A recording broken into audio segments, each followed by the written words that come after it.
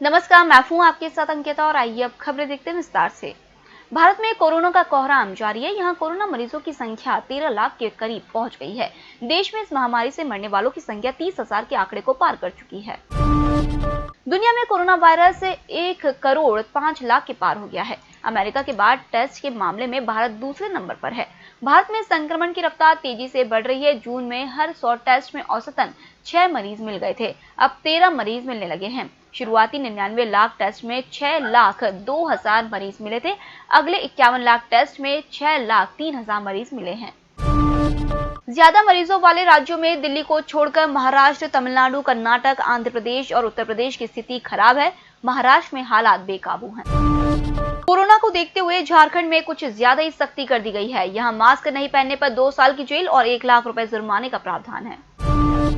उधर चेन्नई में corona virus से निपटने के लिए स्वदेशी कोवैक्सीन का परीक्षण SRM medical college hospital and research centre में प्रारंभ हो गया है। इसके तहत इंसानों को पहला डोज दिया जाएगा। हैदराबाद के निम्स में भी इसका परीक्षण जारी है।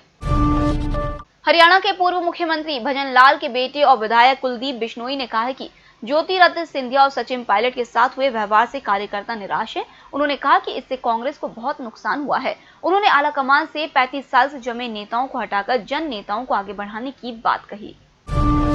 1992 में बाबरी बिंदस मामले के आरोपियों में से एक भाजपा नेता मुरली मनोहर जोशी गुरुवार को सीबीआई की विशेष अदालत में वीडियो कॉन्फ्रेंसिंग के जरिए पेश हुए। लालकृष्ण आडवाणी की पेशी आज है।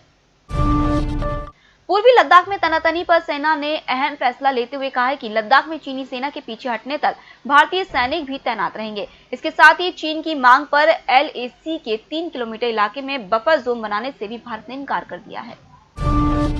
रक्षा मंत्रालय ने सेना में महिलाओं को अस्थायी कमीशन को मंजूरी दे दी है। इससे महिला अफसरों को सेना में बड़ी भूमिका निभाने का अधिकार मिल गया है।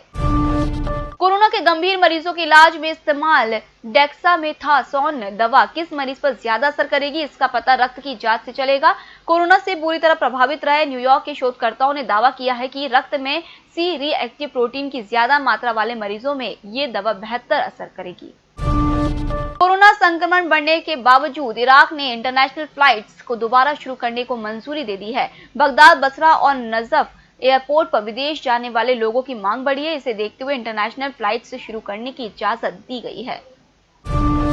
संयुक्त राष्ट्र महासभा की सितंबर में होने जा रही बैठक में दुनिया के नेता न्यूयॉर्क में एकजुट नहीं होंगे। संयुक्त राष्ट्र के 75 वर्ष के इतिहास में यह पहला अवसर है जब 15 सितंबर को आयोजित बैठक वर्चुअल होगी। कोरोना महामारी के कारण यह फैसला किया गया है। अमेरिका के 5 शीर्ष व्यापार निकायों ने नए गैर ओरिजिन वीजा को स्थगित करने संबंधित राष्ट्रपति ट्रंप के आदेश को अदालत में चुनौती दी है। इस चुनौती में H-1B वीजा भी शामिल है, जो भारतीयों में सर्वाधिक लोकप्रिय है। चुनौती देने वालों में अमेरिकी चैम्बर ऑफ कॉमर्स और नेशनल एसोसिएशन ऑफ मैन्युफैक्चरर्स भी शामिल है। अमेरिका के विदेश मंत्री माइक पोम्पियो ने चीन से मुकाबले के लिए समान विचारधारा वाले देशों और संयुक्त राष्ट्र नाटो जैसी अंतर्राष्ट्रीय संस्थाओं को एक साथ एक मंच पर आने का आह्वान किया है। उन्होंने कहा कि आज हमने घुटने टेके तो हमारे बच्चों के बच्चे चीन की दया पर निर्भर रहेंगे। पोम्पियो ने कहा कि वॉशिंगटन अब बीजिंग के साथ व्यवहार के लिए अविश्वास और सत्यापन का नया दृष्टिकोण अपनाएगा।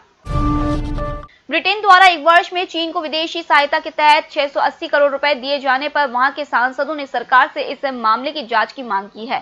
सांसदों ने सरकार से पूछा है कि आखिर चीन को इतनी रकम क्यों दी गई है, जबकि उसकी अर्थव्यवस्था ब्रिटेन से 5 गुना बड़ी है।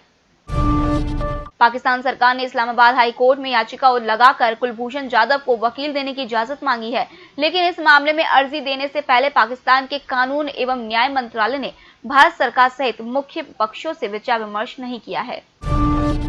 पाकिस्तान के बलूचिस्तान में 200 साल पुराने गुरुद्वारे को आधिकारिक रूप से प्रार्थना और धार्मिक समारोह के लिए सिख समुदाय को सौंप दिया गया। यह गुरुद्वारा क्वेटा में स्थित है। गुरुद्वारे में पिछले 73 साल से सरकारी हाई स्कूल चलाया जा रहा था।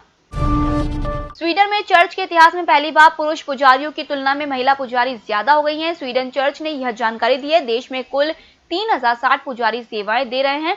इनमें 1533 यानी करीब 50.1% महिलाएं हैं। स्वीडन चर्च की सेक्रेटरी क्रिस्टीना ग्रेनहोम के मुताबिक यह ऐतिहासिक है। हमने अनुमान लगाया था कि पुरुषों को पीछे छोड़ने का काम 2090 तक होगा, पर यह बदलाव बहुत तेजी से हुआ है। चीन ने रोवर मिशन 2 मार्स के तहत अपना तियानवेन एक रॉकेट लॉन्च किया। इसमें 6 पहियों वाला रोबोट है। इसे हेनियान से लॉन्च किया गया है। तियानवेन शब्द का अर्थ स्वर्ग से सवाल पूछना होता है। यह फरवरी तक रेड प्लैनेट के ऑर्बिट में पहुंच जाएगा। फिलहाल इस बुलेटिन में इतना ही। आप बने रहिए EMS टीवी के साथ। नमस्कार।